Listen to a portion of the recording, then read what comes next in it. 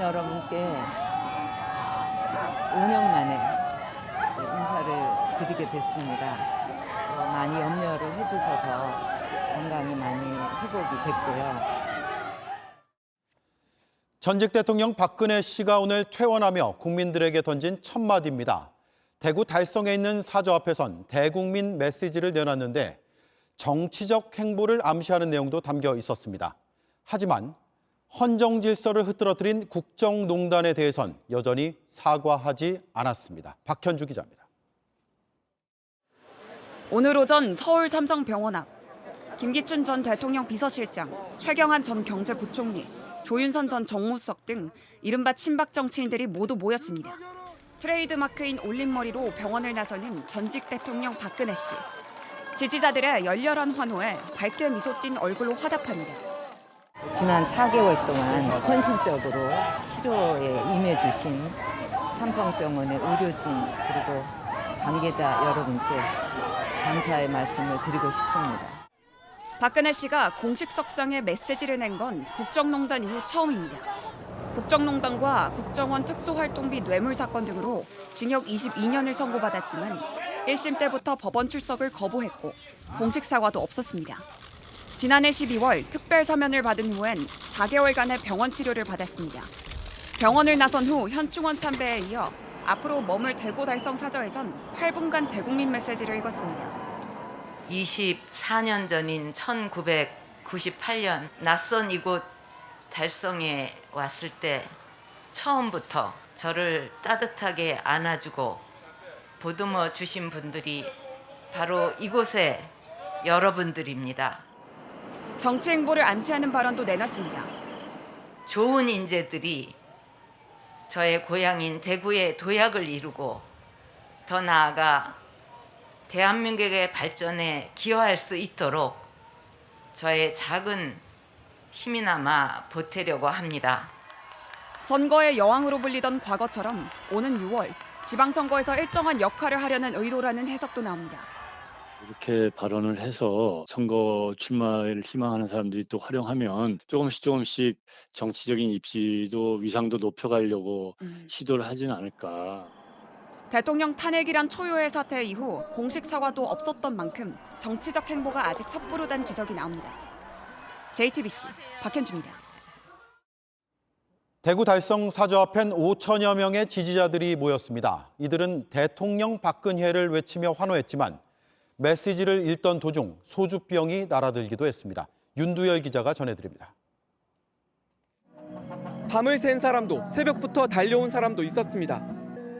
아침마다 설거지 해놓고 바로 달렸어요. 보고 싶었어. 대통령님 보고 싶었어. 전국 각지에서 도착한 화환이 꽃길까지 만들었습니다. 앞으로 꽃길만 좀 이렇게 고생 그만하시고 그랬으면 좋겠습니다. 온몸을 꽃으로 치장한 지지자도 있었습니다. 어떻게 하면 오신데 기분이 좋게 할 수 있을까? 오랫동안 고생 많았으니까 복이 듬뿍 오라고 해바라기만 택해봤어요.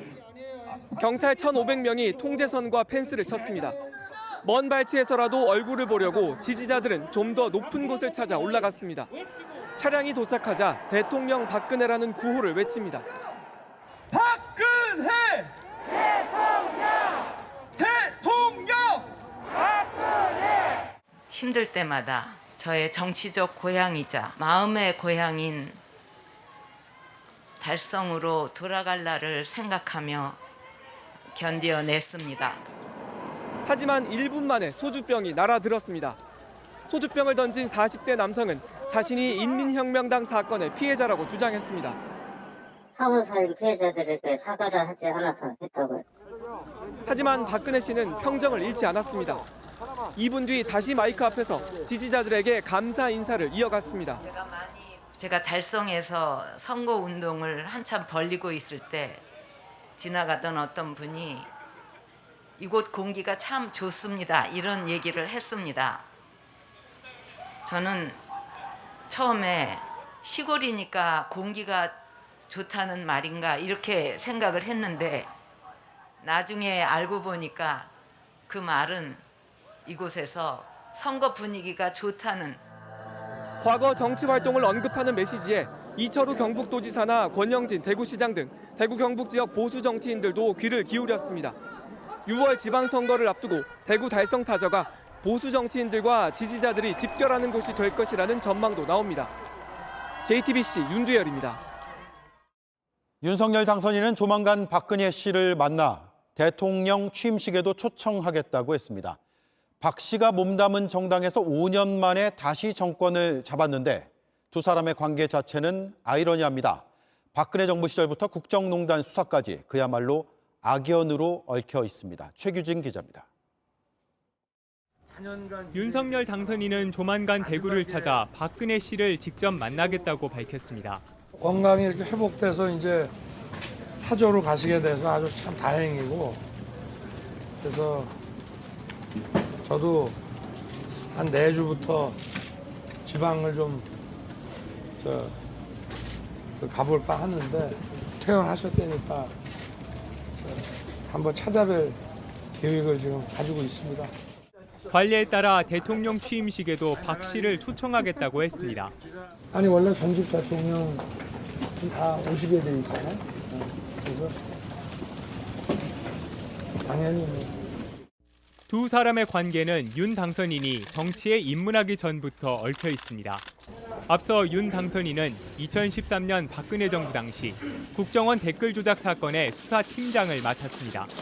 하지만 국정감사에서 검찰 수뇌부의 수사 방해를 폭로했다가 수사팀에서 배제됐습니다.